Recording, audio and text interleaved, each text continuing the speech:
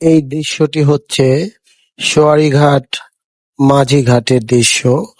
বরাবর তারা পার হয়ে চলে যাবে জিঞ্জিরা ঘাটের দিকে। কিন্তু আমি এতদিন যাবৎ এখানে চলাফেরা করি, কখনো এরকম দৃশ্য দেখিনি।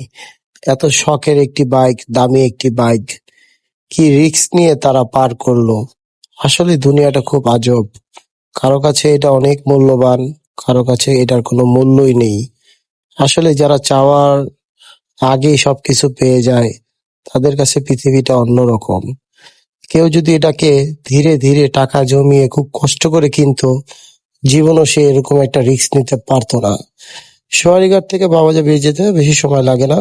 বাবাজা ব্রিজ থেকে ঘুরে জিঞ্জিরা যেতে সর্বোচ্চ 20 থেকে 25 মিনিট ধরলাম, যানজট সহকারে।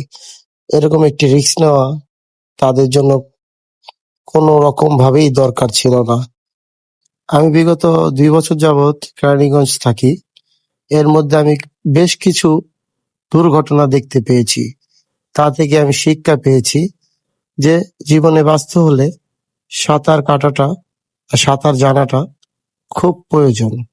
সাঁতার না জানা থাকলে পৃথিবী আপনার কাছে খুব কঠিন।